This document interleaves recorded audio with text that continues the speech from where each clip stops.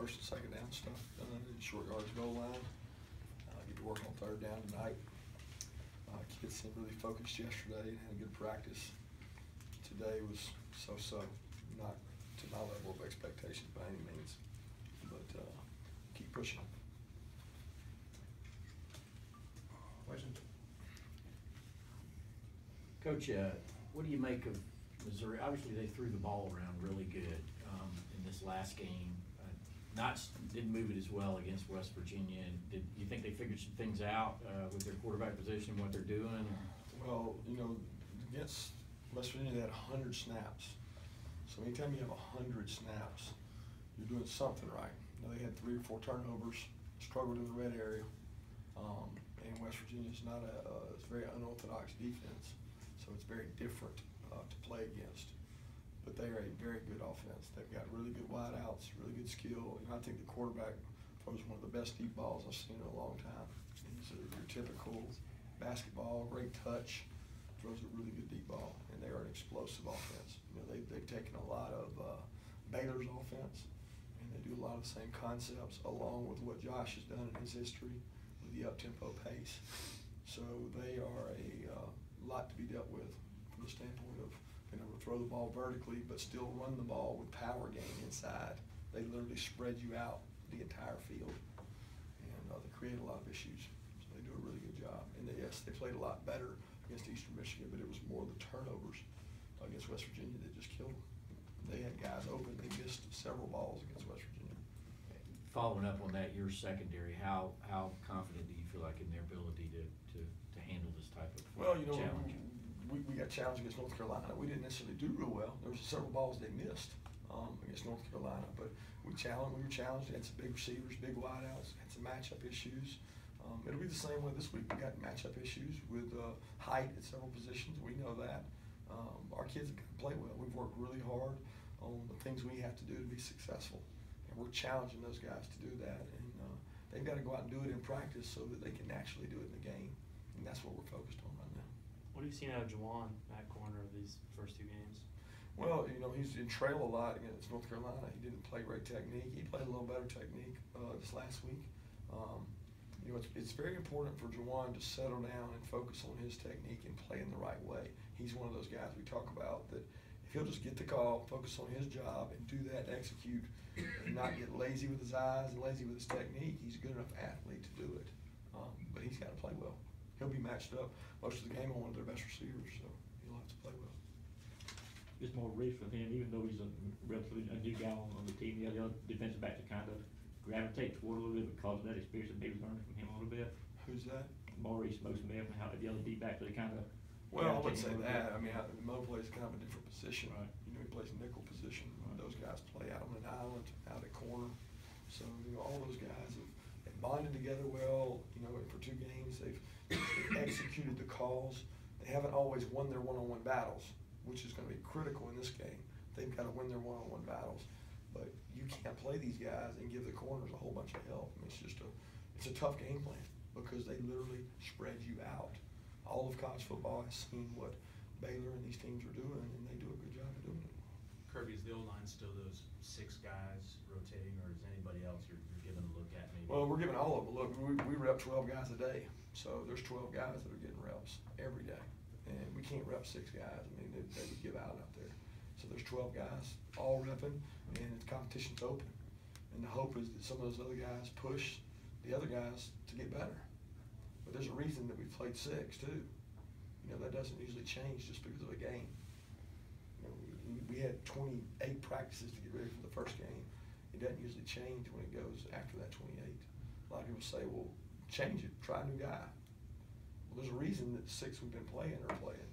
You know, and we're trying to get each and every one of those 12 better so they get reps in practice. Kirby, the Baylor aspect of the offense with Heupel now versus last time you saw him is more spread, is that what you're saying? Well, it's complicated, Mark. It's not spread as in spread, it's spread as in spread out. Has played a lot on the road. How would that figure in? Jacob played a lot in the road games that we played, to me, in the Georgia Dome. So, I mean, to me, he's proven he can play. Well, maybe probably wasn't as loud as it'll be, and that's a factor. But to me, that was a road game, and Jacob played some very valuable minutes that we were behind in. And did a good job. So that's not the concern. You might say the crowd noise is, but it's not the fact it's a road game. Is it a situation where you basically split the reps down the middle between those two and then assess how they do in those situations and then make the call after? No, absolutely not. We base it on periods, what periods we're doing what, and we do it very tailored to each one of them's needs. And we do it like we would be doing a game. So it may come out 50-50, it may not, but it's not scripted to be that way. When y'all use crowd noise like you did at practice today, what's the biggest thing you get from that, you believe? You try to reduce mistakes. You know, we try to cut down snap errors, offsides, receivers jumping off, communication. It basically makes you focus twice as much when the noise is there. So we've tried to create that element so that the kids are more used to there being noise and it doesn't become more complicated for them when the noise is there. How did it look today, on this first day? Well, we've done it a lot, so it's been a work in progress. Not the first time we did it for North Carolina, 4 days. We did it last week for the defense. We did it yesterday, we did it today, so we still struggle with it. It creates problems. That's why the home team has an advantage. Kirby, you have a few sacks as a team. The outside linebackers don't have any yet. How much of a challenge is it with how quick they get rid of the ball with block? Well, they've only been sacked, I think, once or twice. And 90-something passes, 80. I don't know what the numbers is, you tell me, but they don't get sacked a lot. So we don't count sacks as a big deal like the media do. We count affecting the quarterback. And if we can disrupt the quarterback, get him off the spot, moving, do those things, then we're usually doing our job. And we're trying to do that more. And we lost some really good pass rushers. I've said that all camp. It's been frustrating because we're not as great a pass rushing team as we have been in the past. And we've got to improve in that area. Kirby, McCole Hardman's a guy a lot of fans have asked about. Obviously, the way the game Saturday meant you couldn't get a lot of those true freshmen their first time. But where is he right now, and how close is he to playing? I'm proud of Miko. He's worked really hard. And he's one that I would tell you if he didn't. He's worked really hard. He's playing a new position, which I warn people that it's not easy when you change from an offensive skill position most of your life to a defensive back. It's not an easy transition. You don't just go out there and all of a sudden become great at it. So he's had bumps in the road, but he's not got frustrated. He's worked really hard at it. He's shown improvement. He's going to be a really good player. It's just a matter of when. He understands everything. He understands leverages. He's got to understand when to get off, when to get up, how to play the deep ball. He's doing a good job on special teams. I mean, he's literally that close to getting in the game in special teams to help us. And eventually we'll need him. And he's working hard, so I'm proud of what he's done. How much closer is Elijah Holyfield getting in that regard? Same thing. He's working hard. He's another guy that's, not for his injury, we probably would have seen him the first game. You know, he's had to overcome the injury, and I still don't think he's 100% healthy.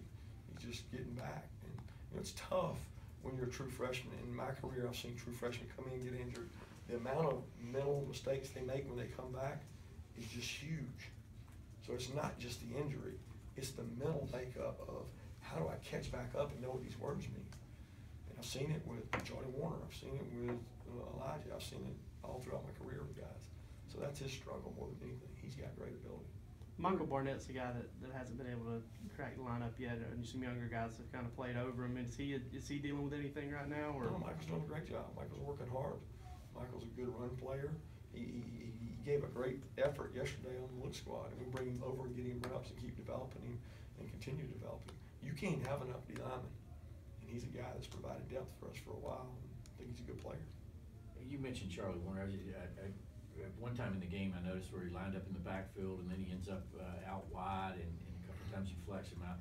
It looks like there's a lot of things that you guys are doing and possibly can do with Charlie. Are we seeing that correctly? Like, is this guy's going to cut some? Yeah, he's got to learn the mental aspect of it. He's physically gifted. He's a good football player, but he's got a lot on him right now from a mental aspect because we're asking a lot of him. You know, we're asking him to do and know exactly what Jeb does, know exactly what Jackson does, and he's a year and 2 years behind them.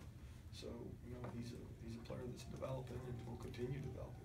I've told y'all over and over, when you look out there and you see the number of true freshmen that are playing valuable roles, it's exciting and scary, both, you know, because you got a bunch of guys out there that are having to play for us.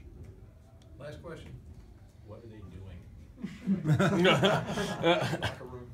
We got more excitement than they did at practice, that's for sure. Does that count as a question?